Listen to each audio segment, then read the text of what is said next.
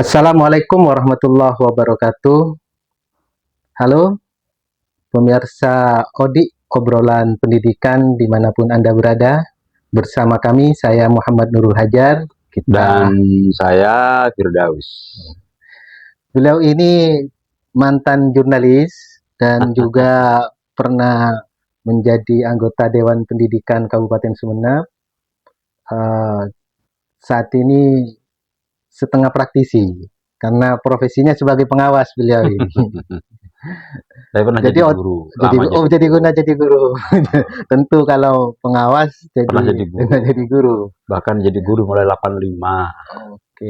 Baik, pada kesempatan ini kita akan ngobrol tentang guru inspiratif. Ya.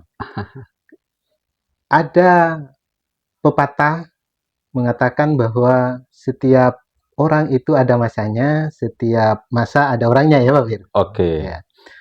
Tentu di masanya Pak Fir ada guru bagaimanapun keadaannya di masa itu, tetapi punya karakter-karakter menjadi guru inspiratif. Siapakah sih guru inspiratif di masanya Pak Fir menempuh pendidikan di pendidikan dasar? Oke, saya tetap ingin cerita 2 orang guru. Walaupun 1 orang saya nggak sempat tahu orangnya, tapi beliau menjadi seperti legenda di desa saya. Ini saya dapat cerita dari bapak saya. Satunya namanya, orang sini manggilnya Pak Joma. Kalau di Pajudan sana manggilnya Guru Joma gitu loh. Satunya Pak Selamat, tapi orang-orang memanggilnya Guru Selamat. Ada beda nih berarti ya? Nah ini yang bukan lucu, yang agak ini begini.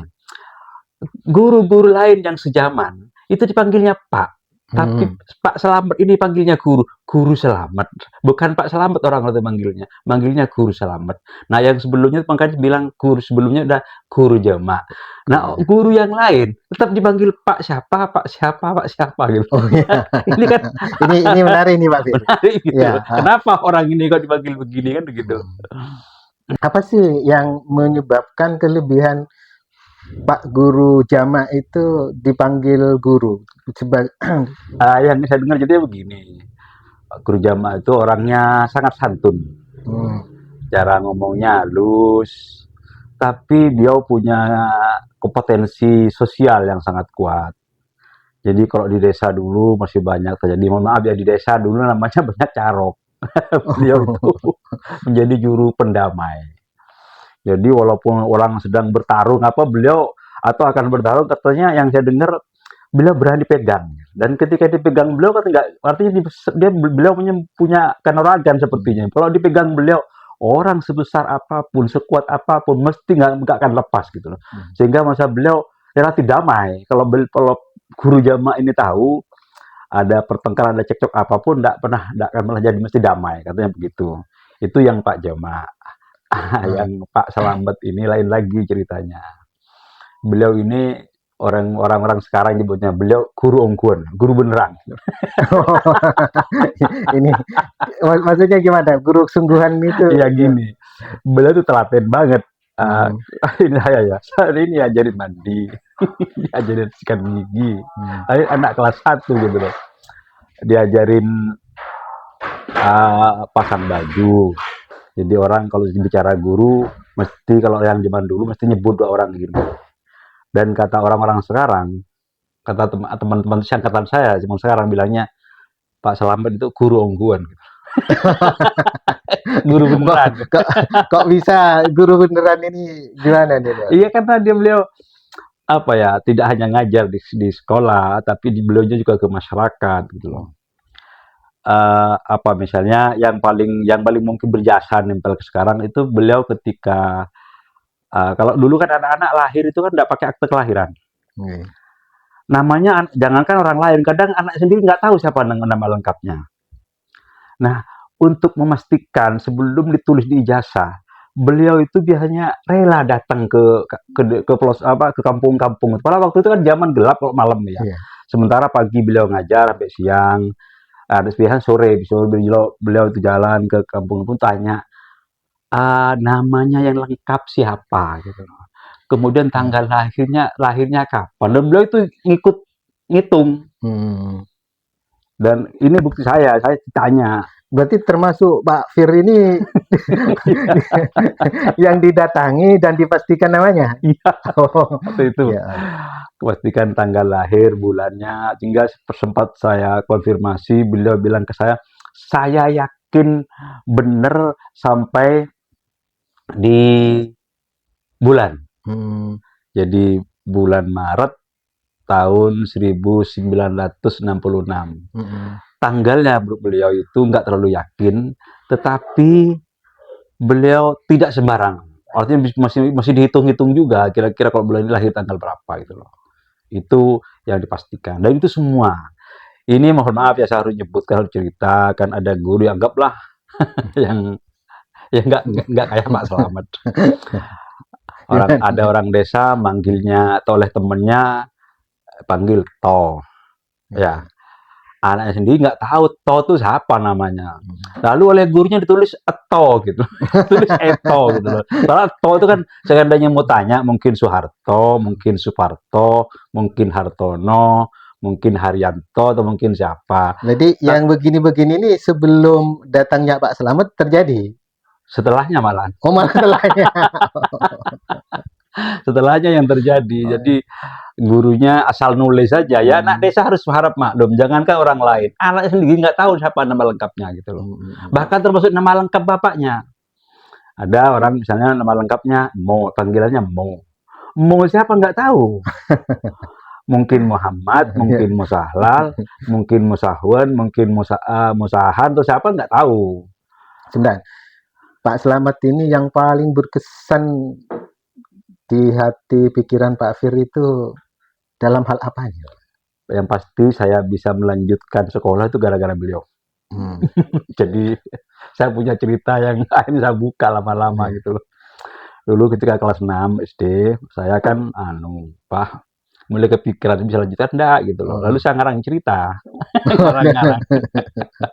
Saya bilang ke bapak saya, Pak, nanti malam dipanggil Pak Slamet gitu. Kalau beliaunya nggak manggil. Cuma hebatnya beliau nggak kenapa kesini, nggak gitu. Langsung beliau memotivasi bapak agar saya dilanjutkan sekolahnya. Karena zaman itu tahun 78, 79 tidak semua orang melanjutkan sekolah. Kadang-kadang nggak tamat SD aja, ada yang sudah nikah, sudah nikah bang, banyak. Tamat SD sudah nikah. Tapi saya didorong oleh beliau untuk bisa melanjutkan. Dan bukan hanya saya. Jadi di angkatan saya hampir semua didorong untuk bisa melanjutkan. Dan rata-rata melanjutkan. Itu karena jasa beliau itu. Oke, kita lanjut. Itu kan masa SD-nya ya.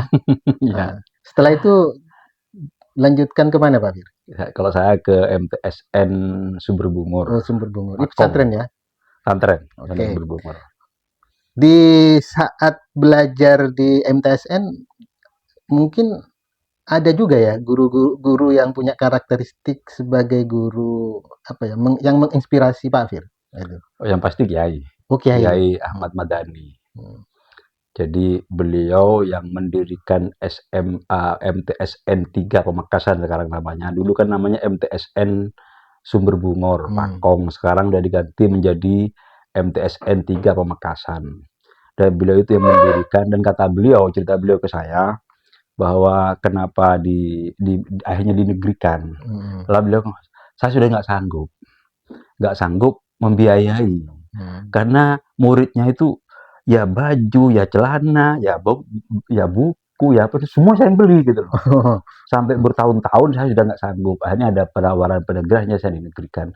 Dan saya salah seorang yang didorong untuk terus melanjutkan akhirnya saya melanjutkan sekolah. Kan di zaman itu, tahun 82, itu kalau di desa sangat jarang orang bisa melanjutkan sampai anggaplah ke kota gitu. Ke kabupaten jarang. Di kampung saya seorang. Keren berarti waktu itu. Keren. Waktu itu saya keren gila. Ya. Walaupun banyak disindir, bahkan banyak dimaki-maki orang. Jadi beliau ini yang sangat berkesan itu pada aspek apanya nih Pak? Kiai Madani itu kecintaannya kepada pendidikan luar biasa. Jadi santri-santrinya semua didorong. Bahkan dulu ada orang yang berfatwa lah, lanjut sekolah itu haram. Beliau enggak, lanjut sekolah aja terus gitu, terus sekolah terus gitu. Dan tidak hanya nyuruh beliau itu. Saat duitnya keluar gitu loh. Oh. Nah termasuk bapak saya yang diberi. Kata bapak itu duit. Sudah, ini besok daftar. Langsung dikasih duit. Karena bapak saya bilang belum punya uang. Maunya saya sekolah tahun depan gitu. Jadi nganggur dulu setahun, baru tahun depan mau lanjutkan ke. Beliau langsung ngambil duit. Ini, besok daftar. Kejadian itu seperti itu. Dan bukan hanya kepada saya. Kepada semua santrinya. Itu didorong. Kalau nggak mampu, beliau kasih duit. Beliau biayai. Walaupun mungkin tidak full, tapi sangat banyak yang digituin. Yang kuliah kemana-mana, ke Surabaya, ke Jogja itu kalau mampir, kalau mau kembali ke tempat kuliah, mampir ke Kiai, wih sangat di kalau berangkat. Iya, Kiai dulu itu Iya, segitunya gitu kepada santrinya. Sehingga yang beliau banggakan ketika santrinya berhasil, itu beliau senang karena ya Sumber Bungur itu rata-rata santrinya kan dari keluarga tidak mampu gitu loh. Jadi memang didorong untuk bisa melanjutkan. Ya didorong tergantung, yang bisa baca kitab bisa baca kitab, yang misalnya lanjutkan. Pokoknya jangan berhenti sampai di situ gitu loh. Dan beliau tidak pernah, mungkin yang saya tahu, kalau diundang santri nikahan tapi dia belum tamat, bilang bisa nggak hadir. Sebagai bentuk komitmen bahwa Kiai lebih suka kalau dianya berangkat ke sekolah gitu loh. Jangan santri ngundang terus tamat santri ngundang, biasanya beliau tidak hadir. Lebih milih nggak hadir biasanya gitu. Habis dari MTSN Sumber Bungur, Pak Fir ini melanjutkan kemana, Pak? Ke PGA. PGAN Pamekasan. Waktu memilih PGA sebagai pendidikan lanjutan, ini inisiatif sendiri atau bagaimana, Pak? Enggak. Gimana? Kiai nyuruh. Oh, Kiai. Langsung. Udah ke PGA. Ke PGA. Nah, iya aja langsung. Enggak berani bilang enggak. Ya, gitu. Jadi waktu itu tapi ke PGA paham Pak Fir, kalau nanti jadinya harus jadi guru pendidikan agama ya? Tahu. Tahu. Tapi karena memang pilihan beliau langsung menyuruh terus ke PGA. Iya.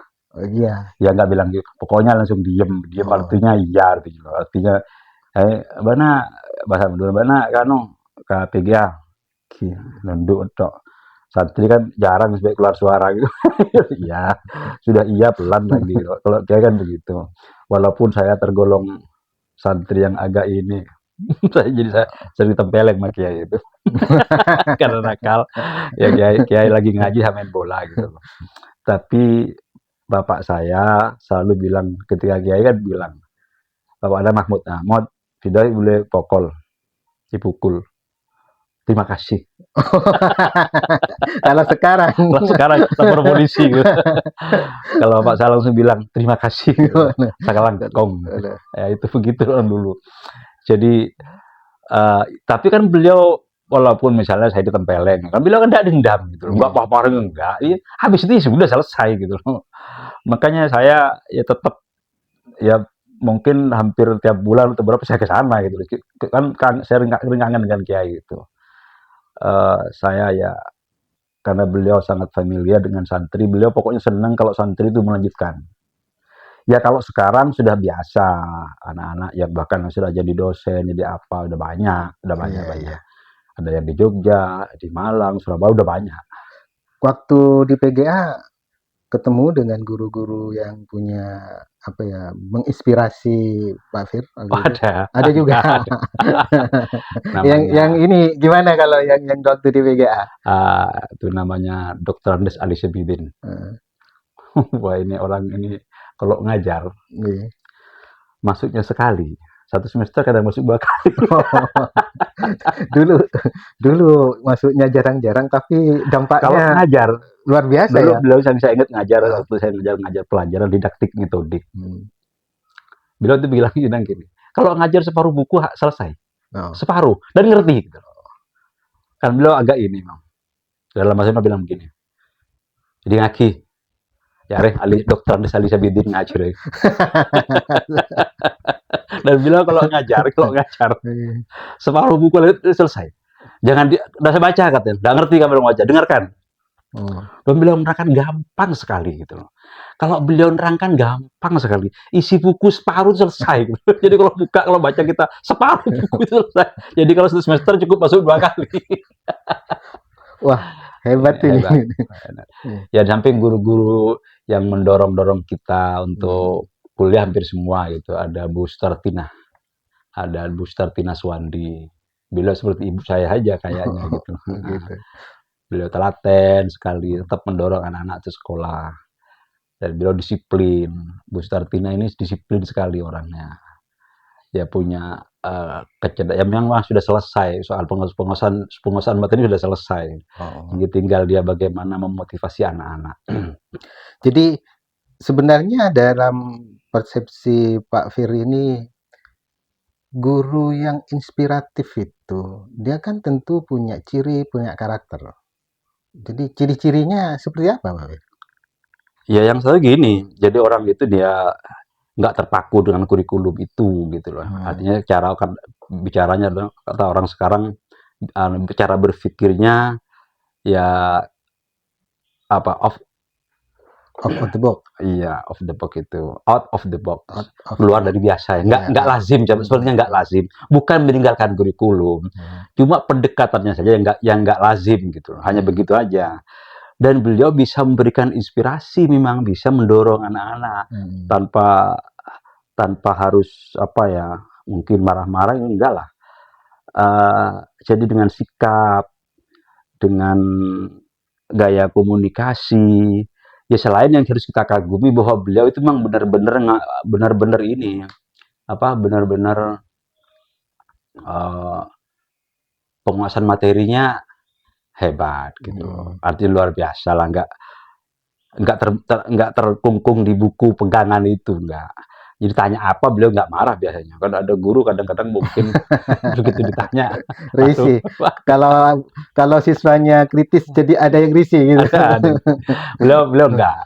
Ya. Tanya aja apa saja gitu. Bahkan ketika mungkin di ini belum atau sudah, itu beliau tetap melayani. Orang-orang seperti ini kan memang kita dorong lah. Kita berharap memang guru itu ya bisa menginspirasi kalau dia selesai dalam hal penguasaan materinya, dalam hal pemilihan metode, model pembelajaran udah selesai dengan begitu-gitu itu, sehingga ngajarnya nggak kaku lagi gitu loh. Kalau memang ilmu pas-pasan itu kan memang gitu. Kalau ilmunya pas-pasan kan ngajarnya ya jangan Kalau sampai kalau ilmunya pas-pasan itu kalau dikasih masalah kan bingung sendiri gitu. artinya jangan sampai koma saja jangan sampai salah, harus sama dengan persis dengan buku, karena beliau tidak punya pikiran lain gitu loh, kecuali sama dengan di buku. Misalnya apa murid sepertinya tidak diberi kesempatan untuk berpikir lain gitu. Jadi kalau 2 tambah 2, kalau 4 itu harus sama dengan 2 tambah 2 gitu, harus begitu. Padahal 4 itu kan tidak harus sama 2 tambah 2. Bisa 3 tambah 1 atau 5 kurangi 1, kan sama-sama 4 gitu. Ya, pokok bukan 5 tambah 2. Jadi kalau 4 misalnya kan bisa 5 kurang 1 atau 6 kurangi 2 kan sama dengan 4 itu loh. Tapi guru yang mungkin pas-pasan punya kalau 4 harus 2 tambah 2. Ini sehingga di mana-mana kita mendorong agar guru tetap banyak membaca lah, banyak membaca. Lagian gini saya bilang, kalau bukan guru yang cinta ilmu terus siapa gitu. Iya. Jadi sempat saya berpikir, saya menyampaikan bahwa katanya besok menjelang kiamat itu ilmu ditarik oleh Allah. Ya pertama dengan cara mewafatkan orang-orang alim. Saya nambahin, tafsir saya begini, yang alim-alim diwafatkan, yang ada itu nggak mau baca, sehingga ilmu nggak ada tempat di dunia, ya ditarik. Karena guru murid sudah nggak suka baca, akhirnya ilmu nggak ada tempat, nggak ada yang tertarik, ya sudah ditarik aja semua oleh Allah kan gitu. Nah mungkin saya guru saya teman biar kiamat masih lama, biar kiamat masih lama gitu loh, buat sambil baca lah, baca supaya lama kiamat. Kalau baca berarti ilmu masih punya tempat pikiran dan otak guru-guru semuanya. Ya, betul. Dan ini yang sekarang justru sangat memprihatinkan. Karena di mana-mana banyak sekali yang atau sangat sedikit lembaga pendidikan yang punya perpustakaan. Termasuk juga tidak banyak guru yang mencintai ilmu pengetahuan dengan cinta baca. Tidak banyak sekarang. Iya. Baik, kembali lagi dengan karakteristik guru inspiratif nih, Pak. Secara pribadi Pak Fir ini punya itu kan ya? Apa pernah dengar pengakuan dari murid-muridnya Pak Fir dulu? Kan Pak Fir kan sebelum jadi penggawa jadi guru juga katanya. Saya nggak tahu. Dan kalaupun tahu saya nggak cerita. Gitu. Nggak cerita. Karena kata orang gini kan. Kalau orang itu ganteng, yang ngomong ganteng jangan orangnya, harus orang orangnya lain. Ya. Harus orang lain. Harus orang lain. Orang lain. Ya kalau dia pinter, ya yang ngomong dia pinter tuh jangan ngomong sendiri. Harus orang lain yang bilang, oh si A itu pinter. Tapi kalau bilang aku pinter, gimana? Itu orang bodoh. Ya, betul. Nggak elok lagi. Tapi begini Pak Fir, ini sedikit lagi ya. Saya itu dengar Pak Fir menginspirasi teman-teman guru. Jadi waktu saya tugas di Beluto, jenengan kan sebelumnya kan di sana kan. Jadi banyak cerita tentang Pak Fir, terobosan-terobosan yang menggugah mereka. Di antaranya itu bagaimana membuat perencanaan yang sederhana. Itu cerita teman-teman sana itu ke saya. Memang itu saya berlakukan 1 semester sebelum Menteri Nadiem. Oh ya, ya bahkan Pak Fir itu keren Pak katanya. Ini sebelum Pak Menteri ada kebijakan penyederhanaan perencanaan, Pak Fir itu sudah Pak Fir itu sudah 1 semester sebelumnya memang saya lakukan di Beluto di daerah saya gitu loh. Cuma kan jadi mereka merasa sederhana gitu aja, enak, nyaman katanya gitu. Ya kan saya bilang begini, orang yang masih punya masalah dengan bikin EPP itu memang tidak siap jadi guru. Karena kan guru harus punya kompetensi profesional. Ya masih problem dengan itu kan berarti nggak layak jadi guru. Benar. Saya harus mengatakan begini, bahwa guru itu profesi guru harus dijabat oleh orang-orang di atas kebanyakan, di atas orang rata-rata. Harusnya begitu ya. Yang ideal begitu. Jadi misalnya dia punya sikap di atas rata-rata, punya kemampuan akademik di atas rata-rata, ya punya kemampuan sosial, hubungan sosial dengan masyarakat juga di atas rata-rata gitu loh.